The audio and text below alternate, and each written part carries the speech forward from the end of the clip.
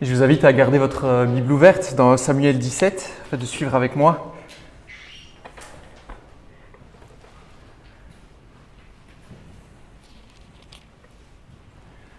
Avez-vous déjà eu des moments difficiles dans vos vies? Bien sûr, n'est-ce pas? On en a tous déjà eu. Mais ce n'est pas de ça que je parle ce matin. Je vous parle de moments vraiment difficiles, des moments d'angoisse extrême, là où vous étiez totalement impuissant, des moments qui caractérisaient aucune solution, il n'y avait aucune échappatoire, qui vous paralysait totalement, qui vous dépassait et pour lequel vous n'aviez aucune solution possible, à moins d'un miracle. Avez-vous déjà vécu de tels moments? Et je vous propose ce matin de vous plonger dans un texte bien connu, on l'a lu, vous le connaissez, un texte qui, bien que lointain en termes d'années, l'Ancien Testament, le peuple d'Israël à l'époque de Saül, eh bien, en fait, a des encouragements qui sont assez pertinents pour nous aujourd'hui, qui possèdent vraiment une réalité encourageante qu'on voudra encore entendre aujourd'hui. Et je pense qu'à travers les chants, vous avez déjà bien compris là où on va. Même si pour l'heure, quand on regarde ce texte au départ, eh bien, la situation semble vraiment compliquée pour le peuple d'Israël sous le règne de Saül, en 1 Samuel. Et je vous propose de voir cela ensemble ce matin avec un premier point. Je ne sais pas si vous avez ça ou vous avez ça sur vos feuilles peut-être. Israël esclave pour toujours à moins d'un miracle. Israël, esclave pour toujours, à moins d'un miracle. Dans notre texte au départ, Israël se prépare au combat. Un combat bien connu parce qu'ils se battent contre qui? Les Philistins, n'est-ce pas? Les ennemis jurés d'Israël. Ces deux armées se connaissent bien. Elles se sont déjà rencontrées pour des affrontements à plusieurs reprises. Et je pense que vous connaissez ça, on connaît ces histoires de l'Ancien Testament. Et ce matin, dans notre texte, encore une fois, on a les deux armées qui se préparent à s'affronter. L'une d'un côté de la montagne, l'autre de l'autre, séparées par une vallée, la vallée d'Éla ici. Ils sont en formation de combat et sont prêts à passer à l'attaque. Pourtant, ce matin, dans notre texte, la situation est tout autre. Il y a quelque chose d'important qui se passe. Voyez-vous ce qui se passe au verset 4, chapitre 17, verset 4. Un homme sorti alors du camp des Philistins s'avança entre les deux armées. Il s'appelait Goliath. Il venait de Gath. Il mesurait 3 mètres. Il avait sur la tête un casque de bronze. Il portait une cuirasse à écailles en bronze qui pesait 60 kilos. Il avait des jambières en bronze, tenait un javelot en bronze en bandoulière. Le bois de sa lance avait la grosseur d'un métier à tisser et le fer de sa lance pesait 7 kilos. Et là, inévitablement, je pense que vous avez tous essayé d'imaginer l'homme, n'est-ce pas? Quelle est la réaction qu'on pourrait avoir en imaginant un tel homme? Il n'y a qu'une seule réaction en fait. Qu'est-ce que c'est que ça? Qu'est-ce que c'est que ça? C'est de la triche, c'est impossible. On a affaire à un surhomme, vous êtes d'accord avec moi? Imaginez presque 3 mètres de haut. Une machine à tuer. Un monstre qui dévore tout sur son passage. C'est comme si on avait une armée bien équipée avec des arcs et des flèches et en face un char blindé qui arrivait. C'est le même cas de figure. Et là, tout d'un coup, ce matin, nous comprenons que la situation d'Israël est un peu différente que d'habitude. Qui était Goliath? Qui est ce Goliath? Il semble être l'un des derniers descendants d'Anak, issus des géants qui habitaient autrefois le pays de Canaan, qui habitaient dans ces contrées, là où Israël est maintenant présent. Et voyez-vous ce que propose Goliath ici au verset 9? Qu'est-ce qu'il dit? Il propose une stratégie assez connue pour l'époque.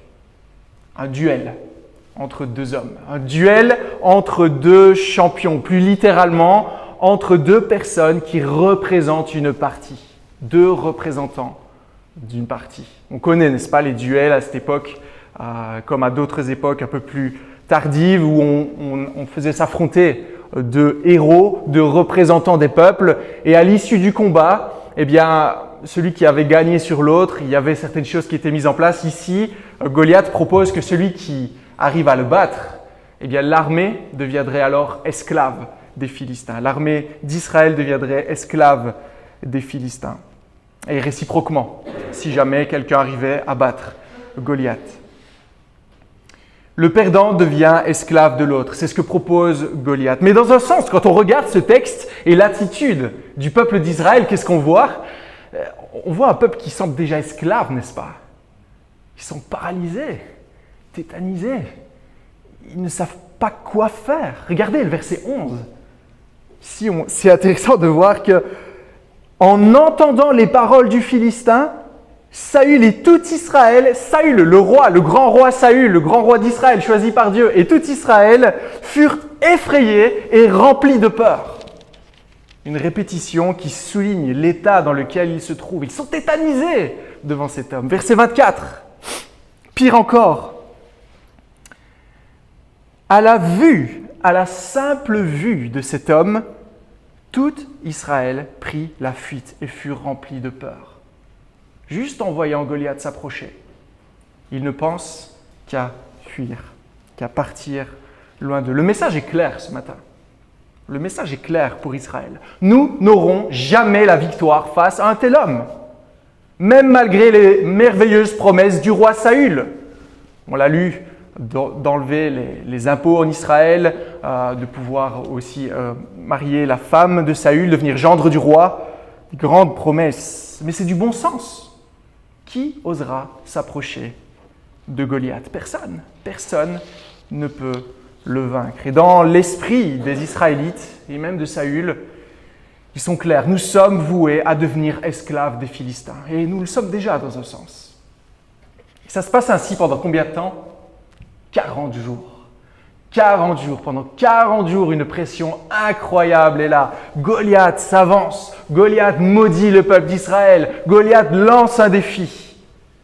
Et ça se passe ainsi jusqu'au moment où David, fils de Jessé, fils d'Isaïe dans certaines versions, passa par là. Et qui juste dans le chapitre avant, on ne l'a pas lu ensemble, a reçu l'onction de Dieu, a reçu l'onction de l'Éternel à la place de Saül, qui a été rejeté par l'Éternel. Je pense que vous connaissez ces histoires normalement. Voyez-vous la réaction de David lorsqu'il réalise ce qui se passe avec Goliath? Regardez le verset 25 et 26 avec moi. Chacun disait, donc le peuple disait, « Avez-vous vu s'avancer cet homme? C'est pour jeter un défi à Israël qu'il s'est avancé. Si quelqu'un le tue, le roi le comblera de richesses, il lui donnera sa fille, libérera sa famille de tout impôt en Israël. » Verset 26, David demanda aux hommes qui se trouvaient près de lui, « Que fera-t-on pour celui qui tuera ce Philistin et qui écartera la honte d'Israël? Qui est donc ce Philistin, cet incirconcis pour insulter l'armée du Dieu vivant? Qui est donc celui-ci? Qui prétend y être? » Et là, on voit apparaître une motivation incroyable de la part d'un homme, David, et cela dénote totalement avec le reste du peuple. Et ce qui motive David, il faut être clair, ce n'est pas la promesse du butin proposée par Saül, mais le simple fait d'entendre ce Philistin, cet ennemi d'Israël, cet incirconcis qui n'a aucune part avec le royaume de Dieu, parler de la sorte de Dieu et de son peuple. Cette seule pensée, c'est inconcevable dans la tête de David. C'est insupportable. David connaît son Dieu.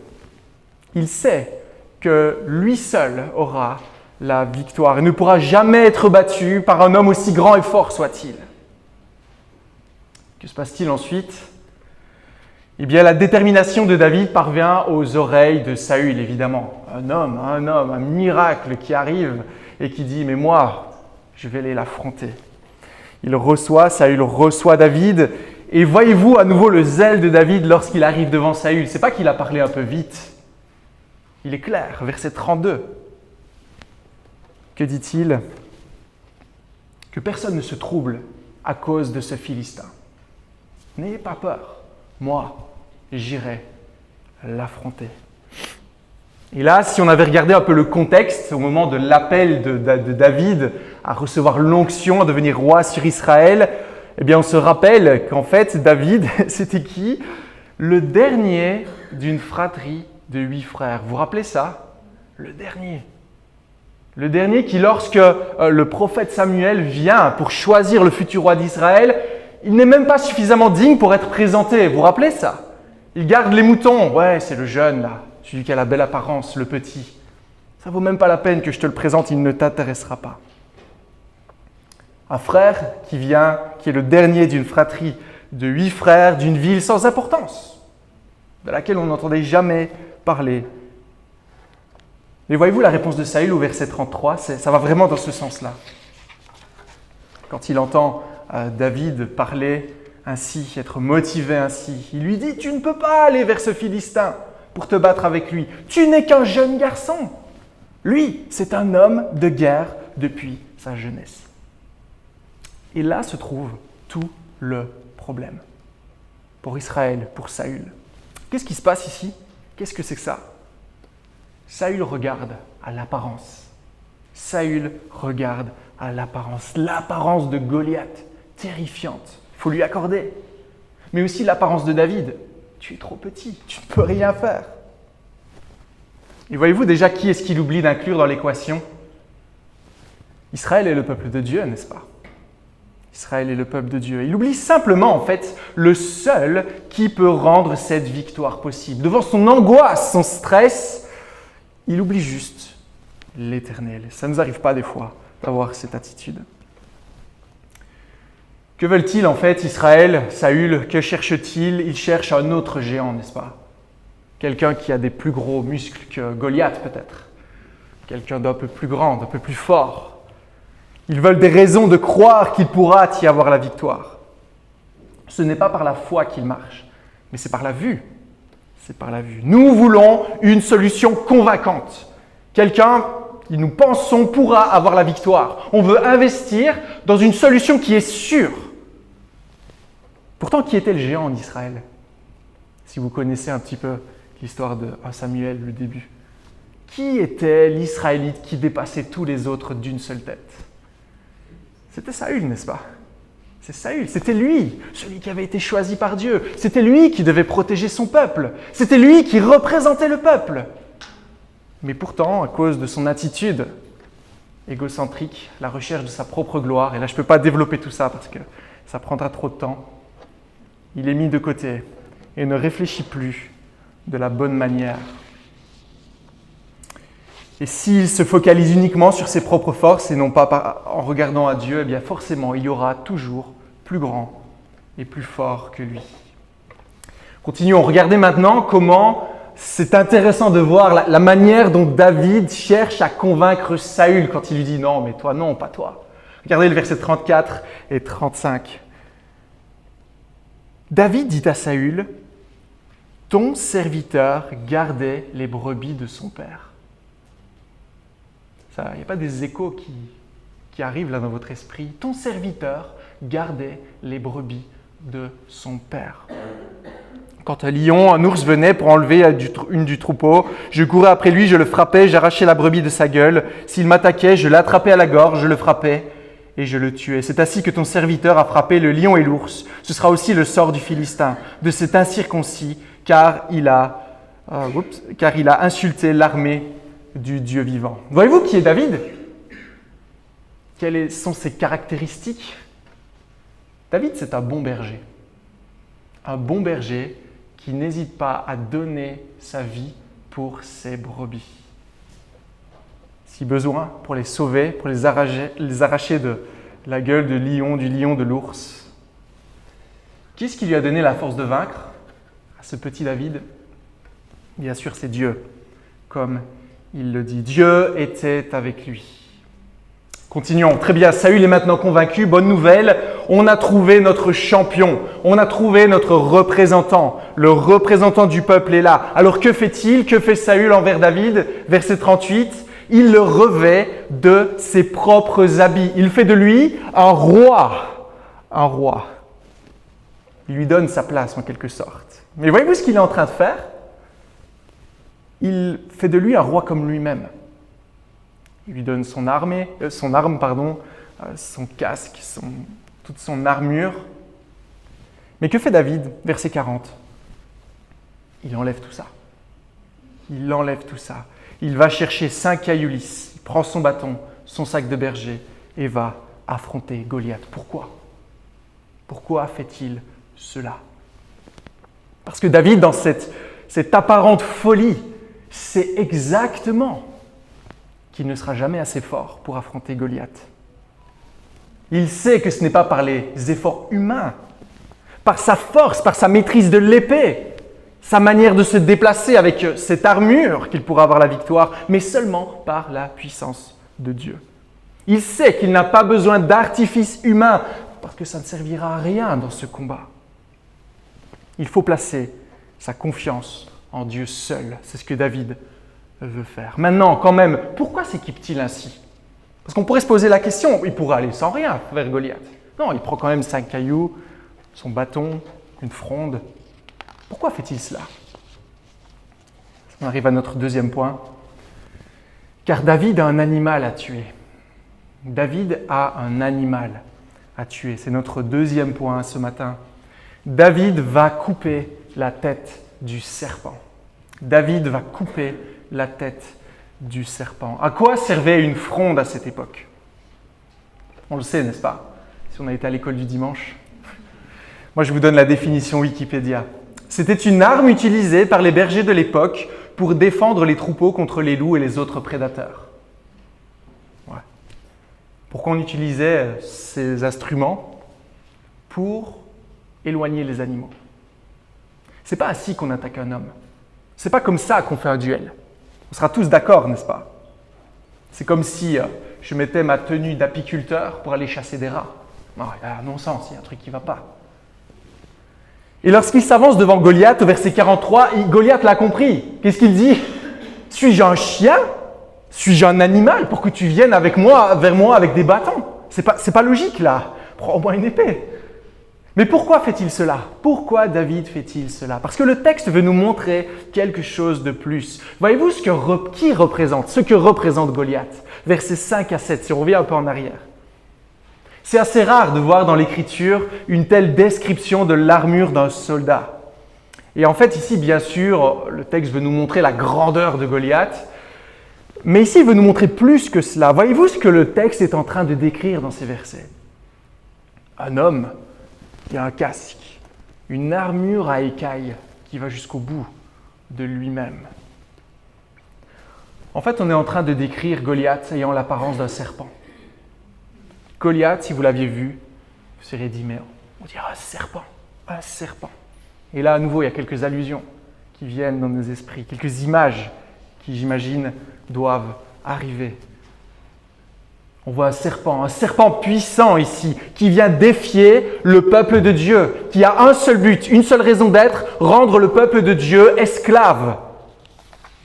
Un serpent devant lequel personne ne peut tenir. Devant lequel tous, même les plus vaillants, même les plus expérimentés, sont paralysés et ne peuvent rien faire. C'est ce qu'on voit ici. Un serpent qui ne peut être vaincu par les efforts de l'homme. Et d'ailleurs, comment David va-t-il affronter ce serpent ? Verset 45.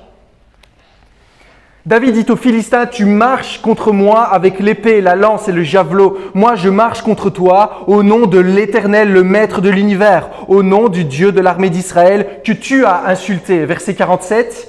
« Et toute cette assemblée saura que ce n'est ni par l'épée ni par la lance que l'Éternel sauve. En effet, la victoire appartient à l'Éternel et il vous le livre entre vos mains. » Qui est capable de vaincre ce serpent ? Qui est capable de délivrer son peuple ? Dieu seul. Dieu seul. C'est ce qu'on voit ici. En commençant cette prédication, je vous ai demandé si vous aviez déjà vécu des moments difficiles, vraiment difficiles, qui vous dépassent, qui vous rendent esclaves, que vous ne pouviez combattre par vous-même. Et là, peut-être certains d'entre vous n'avaient pas trop d'idées. C'était là, ouais, ok, je pense pas que j'ai vécu ça. Mais pour d'autres, c'était très clair. Il y avait certaines choses dans leur vie, certains événements douloureux. Sachez une chose, chers amis, Chers frères et sœurs, ce matin, la réalité de ce texte est bien plus profonde que les pires épisodes de votre vie. Si certains ont, et le but ce matin, ce n'est pas de remuer le couteau dans la plaie, mais si vous avez des moments vraiment difficiles, que vous avez vécu vraiment difficiles, sachez que la réalité de ce texte est encore bien plus profonde et noire. Comme l'a dit Jean Calvin, c'est dingue. Même quand tout va mal, les choses peuvent encore devenir infiniment pires. De quoi parle-t-il? Qu'est-ce qu'il est en train de dire ici? Tout à l'heure, on a prié pour ce monde, pour la paix, on se dit « waouh, c'est triste, qu'est-ce qui… » Non, il y a pire que cela. On parle de la condition de l'être humain ici, depuis sa venue en ce monde, n'est-ce pas? Depuis le commencement, mais plus particulièrement lorsque Adam a décidé de rejeter Dieu. On revient à la Genèse au début. Comment a-t-il rejeté Dieu? Qui a-t-il écouté? La voix d'un serpent ancien, appelé le diable. Un serpent qui a trompé Adam. Et parce que l'homme a péché, a désobéi à Dieu, il est devenu l'esclave de ce serpent. Et si vous êtes des êtres humains ce matin, eh bien nous avons tous ce même problème. C'est ce que la Bible nous enseigne, ce que Tom nous a encore rappelé ce matin. Voilà ce qui caractérise l'humanité aujourd'hui. Nous sommes tous pécheurs, esclaves de Satan. Et en comprenant cette histoire, eh bien, ce texte veut nous dire une vérité à propos de nous-mêmes, dans ce combat plus profond que les pires situations qu'on ait pu vivre dans nos vies, parce qu'il a même une portée éternelle. Ce texte veut nous dire, dans ce combat, nous serons soit comme le peuple d'Israël, tétanisé, incapable de bouger, soit comme Saül, à distance, sans trop savoir quoi faire, en cherchant une solution, soit, verset 28, comme ce frère aîné, on n'en a pas beaucoup parlé, qui ne croyait pas vraiment que David pourrait être capable de les aider, de les sauver, et qui reste sur le front. Quel est le point commun de toutes ces personnes? Pas de victoire. Pas de victoire. Que pouvons-nous faire? Comment lutter face au péché de nos cœurs? Ce texte répond ce matin. Et il dit, nous ne pouvons absolument rien faire à part attendre prostré dans un coin la perdition éternelle. Ça, c'est la réalité de tout être humain. C'est là que nous conduit l'ennemi de nos âmes, ce serpent devant lequel on ne peut rien faire. Mais la bonne nouvelle dans ce texte, c'est qu'il y en a un qui a coupé la tête du serpent, n'est-ce pas? Qui est-il? Comment a-t-il fait cela? Pourquoi a-t-il fait cela? On parle de David ici, un roi qui a reçu l'onction de Dieu, un roi qui est selon le cœur de Dieu.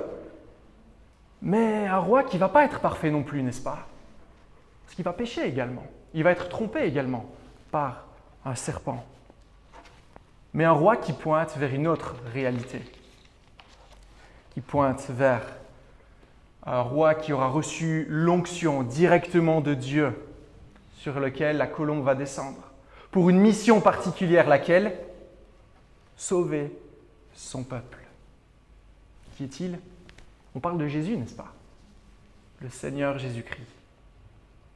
Mais pourquoi lui est-il la solution?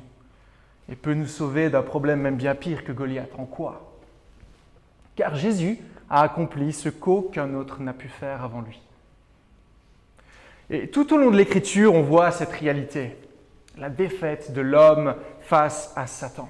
Continuellement, Adam et Ève, on voit les rois qui chutent, qui pêchent. On voit ici David qui tient bon, mais qui au final va quand même pécher plus tard. Et on sera toujours en train de chercher, mais qui est celui qui pourra au final nous sauver de la triste situation de notre cœur? Il en a un qui a tenu, un qui n'a pas échoué devant ce serpent. Un roi choisi par Dieu selon le cœur de Dieu qui pourtant va être tenté par ce serpent. Vous vous rappelez? Qu'est-ce qui s'est passé après qu'il ait reçu l'onction de Dieu, après le baptême de Jésus? Il va au désert. Pendant combien de temps? 40 jours. Qu'est-ce qui s'est passé au désert? Satan a tenté Jésus. Quelle a été l'issue? Il a réussi? Bien sûr. Là où tous ont échoué, Jésus, le roi choisi par Dieu, a réussi. Plus encore. Lui a pu seul couper la tête de ce serpent et lui enlever tout pouvoir. Comment l'a-t-il fait? se le rappelle ensemble encore ce matin. Comment Jésus a-t-il eu la victoire sur le serpent, l'ennemi de nos âmes? En venant avec des légions d'anges pour affronter l'ennemi? Non. En venant comme David, d'apparence faible, nu, d'apparence vaincue. On le voit à la croix où, selon Genèse 3, il sera mordu au talon par ce serpent, blessé, agonisant, englouti par les ténèbres, là où il trouvera la mort, mais où 3 jours après, il ressuscitera et où son corps aura revêtu l'incorruptibilité car il aura la victoire, il aura enfin écrasé la tête du serpent. Alors, 3e et dernier point pour nous ce matin, regardons à Christ pour avoir la victoire. Regardons à Christ pour avoir la victoire. Seuls, nous n'avons aucune victoire. Mais comment le peuple d'Israël a-t-il obtenu la victoire? Qu'ont-ils fait? Ils ont uniquement regardé à la victoire de David. C'est tout ce qu'ils ont fait. Ils ont subi, entre guillemets, ce que David a fait pour eux. Ils l'ont vu, ils ont vu ce qui s'est passé. Alors que faire si nous prenons conscience de ce combat dans nos vies? Chers amis, nous devons comprendre que notre ultime espérance ne se trouve pas dans notre capacité à nous battre, à suivre l'exemple de Jésus ici, résister comme il le fait, mais de voir que c'est seulement Jésus qui est qualifié pour nous sauver. Seulement Jésus a été fidèle, fidèle à Dieu en tout. Et ici, on est clair, Christ, ce n'est pas un exemple pour nous. Il n'est pas en train de nous dire « Regardez, moi je suis l'exemple, vous devez faire comme moi. Pour avoir la victoire, il faut avoir la même foi que moi. Il faut aller affronter l'ennemi, enlever votre armure et affrontez-le. Faites preuve de courage. » Non, ce n'est pas ça qu'on dit. De toute manière, même si on le voudrait, ce ne serait jamais suffisant. On n'aurait jamais suffisamment de foi en Dieu, de volonté, de désir pour vaincre Satan. Enfin, je ne sais pas vous, mais en tout cas, c'est la situation de mon cœur. Christ ici nous dit simplement « Vois ce que j'accomplis pour toi, car tu n'en es pas capable. » C'est ce qu'il dit ici. Tu n'es pas capable. Mais voyez quand même ce qui se passe lorsque David a vaincu le grand Goliath. Que se passe-t-il? Verset 52. Acclamation, joie et poursuite de leurs ennemis pour les mettre à mort. Que se passe-t-il? La victoire de David devient la leur, parce que David a vaincu le géant. Et parce qu'il a coupé la tête de ce serpent, alors et seulement alors, le peuple est capable de vaincre l'ennemi. De quoi on parle ici? Sanctification, n'est-ce pas? Mettre à mort le péché dans nos vies, ressembler toujours plus à Jésus-Christ. Mais il y a un sens à cela. Comment avoir la victoire sur le péché dans nos vies? Ce péché qui s'attache à nous si facilement chaque jour. Comment progresser dans la sanctification? Comment être libéré de l'emprise du diable et du péché de notre propre cœur? Qu'est-ce qu'on a l'habitude parfois de faire? Qu'est-ce que ce monde cherche si souvent à faire? On fait des œuvres, on tente de devenir meilleur, on se compare à d'autres. Ah, je ne suis pas aussi mauvais. On voit ce péché dans nos vies qui amène une mauvaise relation, peut-être avec le Seigneur. Et on se dit, ah, si seulement j'arrivais à enlever cela, peut-être que le Seigneur, j'aurais une audience avec le Seigneur et ça irait mieux. Ah. Ce péché me rend tellement indigne que je ne suis pas capable d'aller à Christ. Mais si je lui prouve que je suis quand même meilleur, alors ça ira. Chers amis, quelle est la différence entre une voiture et une caisse à savon? Vous savez ce que c'est une caisse à savon? Non? C'est une boîte en bois, tu sais ce que c'est toi, qui est faite artisanalement, de manière assez drôle, avec des roues, et en fait où généralement on pédale ou on court dedans, on fait des courses, c'est totalement grotesque, n'allez pas voir ça. Une voiture, ça fait quoi? Une voiture, 4 roues, un volant, un moteur. Et la grande différence, c'est qu'une caisse à savon, le plus souvent quand on regarde les courses de caisse à savon, ça va soit dans le mur, soit on ne va pas très loin. Alors qu'avec une voiture, on peut aller beaucoup plus loin. La grande différence, c'est qu'une caisse à savon, on avance avec nos forces. Une voiture, on appuie, il y a un moteur. Voyez-vous dans quel sens le salut de l'Évangile fonctionne? Il ne s'agit pas de vaincre le péché, même un peu. de devenir un peu meilleur, d'avancer un peu dans la vie chrétienne en maturité pour s'approcher de Jésus, être plus gentil, aimable, serviable, pour mériter audience avec Dieu et d'avoir une meilleure relation, une plus grande victoire sur le péché. Ça, c'est être dans une caisse à savon. C'est essayer par nous-mêmes d'avancer. Et il y a de fortes chances qu'on aille dans le mur. Mais c'est plus je connaîtrai le Seigneur, plus je comprendrai ce qu'il a fait pour moi à la croix, plus je réaliserai mon incapacité à faire avancer cette voiture, qu'alors elle avancera. Plus je serai conscient qu'il y a un moteur et que je n'ai qu'à appuyer sur cette pédale et qu'elle fera le travail à ma place, qu'alors j'irai loin. À nouveau, la croix ne renvoie qu'un seul message. Tu n'es pas capable. Tu n'es pas capable. Cette croix prend quoi? Prend Dieu mort à la croix pour que toi tu aies la paix, pour qu'on ait la paix. La seule chose que tu peux faire, c'est d'aller à Christ, c'est d'aller à lui. Alors si ce matin, moi je ne vous connais pas tous, mais vous réalisez le péché dans vos vies, la culpabilité, la séparation avec Dieu, si vous n'avez jamais connu la joie et la paix d'être en Christ, si vous en avez marre de lutter en vain, si vous avez peur de l'avenir, peur de la mort, si vous n'avez pas d'espérance, alors il est temps de venir à Jésus. Il est temps de venir à celui qui sauve. Venez à lui, tel que vous êtes. Cessez de vous appuyer sur vous-même en tentant d'être une meilleure personne. Vous n'y arriverez pas. Vous êtes esclave du diable et le seul qui peut vous libérer, c'est le Seigneur. Mais là, si vous êtes chrétien, ce matin, il y a un réflexe que vous pourriez avoir. Lequel? C'est de se dire, ah, ça, c'est la partie qui concerne les non-chrétiens. Voilà, je vais fermer mes yeux un instant et penser à mes vacances. Non, non, non. Prenez garde, car si c'est ce que vous vous dites, eh bien, sachez que même pour les chrétiens, ce message est vraiment, vraiment important. Parce qu'on voit ici dans ce texte une tendance qu'a le peuple de Dieu, qui est en fait une tendance qu'on peut retrouver dans notre propre cœur. Regardez encore une fois Israël et ce qui se passe avec Goliath. C'est pas nouveau ce qui se trouve ici dans ce texte. C'est pas la première fois qu'Israël affronte un géant. On l'a dit, je l'ai dit rapidement au début. Ils en ont déjà affronté quand ils sont arrivés en Canaan. Vous vous rappelez de ça? Et rien que la mention des 40 jours, ça nous amène aux 40 années. Vous vous rappelez les 40 années d'errance dans le désert? Pourquoi ont-ils erré 40 années? Parce que les espions ont vu des géants et ils se sont dit on ne pourra rien faire. Ok, alors allez errer 40 années dans le désert. Mais le fait qu'ils se trouvent là où ils se trouvent aujourd'hui signifie une chose. Ils ont eu la victoire sur ces géants. Ils ont eu la victoire sur ce peuple de Gath. Ils ont déjà affronté des géants. Ils ont déjà eu la victoire. Et pourtant, ça ne les empêche pas de douter. Ça n'empêche pas de douter que la victoire est encore possible et d'être terrorisé, ne voir que la défaite. Alors il y a un message pour nous, pour vous, chers chrétiens, qui tentez de vous battre par vos propres forces, peut-être ce matin, qui oubliez la victoire de Christ, qui peut-être, dans le réflexe de notre nature, tentez de remettre cette armure pour aller affronter le péché. Comment est-ce qu'on reconnaît un tel chrétien? Avez-vous peur? Avez-vous peur? Peur de l'avenir? Êtes-vous inquiet? Inquiet au travail? Inquiet? Vous ne savez pas ce que vos enfants vont devenir. Vous voyez la situation de ce monde. Vous voyez peut-être l'inflation. On est inquiet.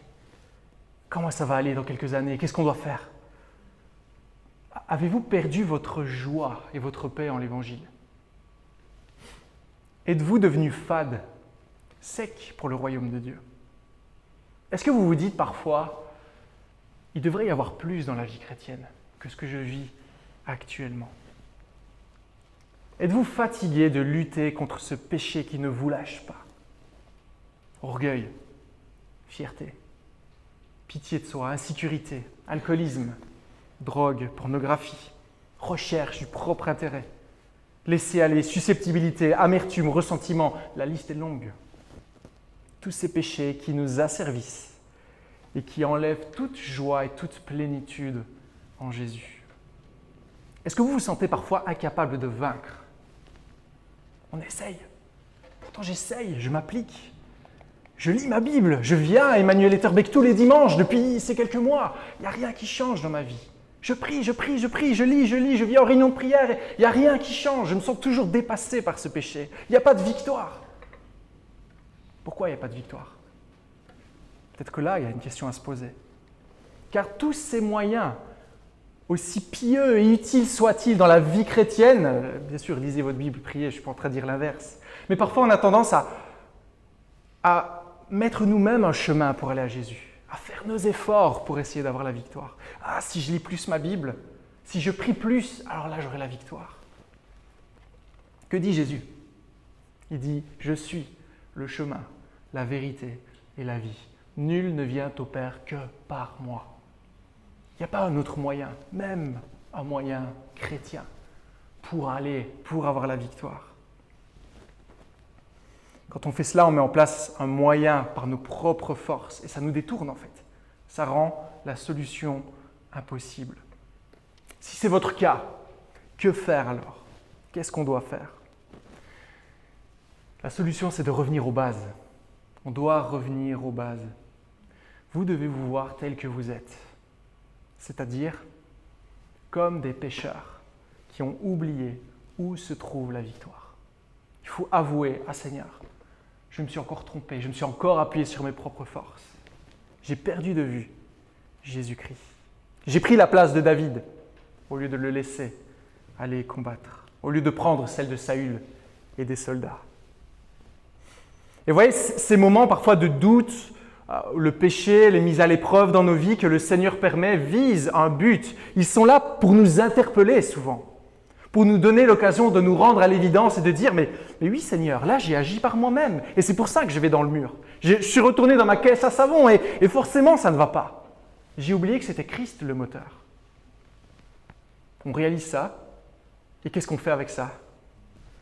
On revient à la croix, dans la repentance. Encore une fois, Seigneur, je suis retourné à mon ancienne vie dominée par Satan. Je te demande pardon et je te demande de m'aider à placer toute ma confiance en toi. Et vous voyez, c'est quand on réalise cela, qu'on n'est rien de plus que des pécheurs perdus sans Christ, qu'il n'y a aucune force en nous, que c'est alors qu'on devient de bons candidats pour la grâce et pour s'appuyer sur Christ. Et là, il y a tout un cheminement qui est parfois très compliqué, même dans la vie chrétienne. Revenir à la croix, toujours à la croix. Pourquoi? Pourquoi on revient à la croix? Car en tournant nos yeux vers la croix, vers le sang versé de Jésus, que voyons-nous? Qu'est-ce qu'on voit? Victoire, et rien que victoire. On se rappelle que Christ a mis à mort le péché. On se rappelle qu'on n'est plus esclave du péché. Alors regardez à la croix, regardons à Christ. Encore une fois, ne nous lassons jamais de le faire, que ce soit peut-être pour la première fois ou la 10 000e fois ce matin. Regardons encore à Christ, encore, car nous n'avons que Christ en fait. Et je voudrais encore juste partager avec vous ce que nous dit cette croix en terminant. Quand on regarde à la croix de Jésus, on voit qu'il ne s'agit pas d'un combat entre le bien et le mal. Vous voyez un combat, vous ici, avec David et Goliath? Imaginez, je ne sais pas si vous avez déjà fait ça, vous payez un billet pour aller voir un match de boxe. Bien cher, vous êtes aux premières loges. Et là, ding, ding, ding, la sonnette sonne, boum, premier coup de poing, KO. Le bonhomme est par terre. Il n'y a pas eu de match. On se dit, mais attends, mais j'ai payé cette place une fortune, il n'y a même pas eu de combat. Mais c'est ce qui se passe ici. Vous voyez ça? Goliath n'a rien pu faire face à David. Il ne s'agit pas ici d'un combat entre les ténèbres et la lumière, comme souvent on l'imagine, comme souvent les films nous le présentent par exemple. Combat entre les deux, ils luttent, qui va gagner, on ne sait pas, on espère. Non, il s'agit de la lumière qui écrase les ténèbres. C'est ça la réalité de la croix. Chers amis, comprenez-vous que toute la puissance du diable et des ténèbres déchaînées contre vous ne peut rien, car Christ a vaincu. Ça fait peur quand on dit ça, mais c'est la réalité. Ce n'est pas à nous de mener le combat. Le combat est déjà gagné. Nous, on doit se rappeler qui on est en Christ. Quelle est notre identité en Christ aujourd'hui? Et veiller à ne pas retourner dans le royaume des ténèbres auquel nous appartenions et auquel si facilement on a tendance à aller. Parce qu'on a tellement baigné là-dedans. Pensez à ce péché qui vous colle à la peau, qui semble vous coller à la peau, semble vous appeler à lui. Pensez au diable qui vous dit « ça fait partie de toi ». Jamais tu pourras être quitte de ça. Sachez ce matin que si vous êtes en Christ, ce péché a été totalement détruit à la croix et il ne peut plus vous faire de mal. Le reste, c'est des mensonges. Ça, c'est la vérité.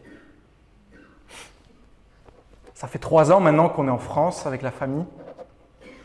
Et une chose que moi j'ai notée, ça se discute, mais je trouve qu'en France, il y a moins de taxes. En Belgique. Ouais, ça me fait beaucoup rire aussi quand je pense à vous. Il y a moins de taxes. Et vous savez, dernièrement, j'ai eu un réflexe. On pensait acheter une deuxième voiture avec Émilie. Et je posais la question à des amis français qui étaient là. Et on disait, mais combien ça coûte de mettre en circulation une voiture? Et ils disaient, mais rien. Mais je dis, mais non, quand même, il faut une mise en circulation, il faut… Non, rien. Et vous voyez, j'ai les automatismes de la Belgique qui sont là. J'ai vécu tellement d'années, j'étais tellement dans le bain qu'en fait, je suis en train de sortir mon chéquier, sortir mon portefeuille pour dire à qui je dois payer, qu'est-ce que je dois faire. Et là, je dois me rappeler, ah oui, mais je ne suis plus en Belgique aujourd'hui, je suis en France. C'est plus la même politique, c'est plus le même gouvernement, c'est plus le même pays. Et j'irai même plus loin, si demain, le gouvernement belge venait me dire « tu dois payer des taxes », je dirais « ah non, c'est fini, j'appartiens plus à la Belgique ». Si vous me suivez, c'est un peu la même chose qui se passe dans la vie chrétienne. Le diable n'a plus aucun droit, aucun pouvoir sur nous, mais malheureusement, il peut encore nous susurrer certaines choses pour nous faire douter, nous faire craindre, nous déstabiliser, nous faire croire qu'on peut combattre par nos propres forces, ou peut-être qu'on doit combattre par nos propres forces. Allez quand même, vas-y un peu plus, quoi. Et c'est quand on fait ça qu'il y a échec, qu'on est paralysé, qu'on s'éloigne de Dieu. Ça, c'est le but du diable.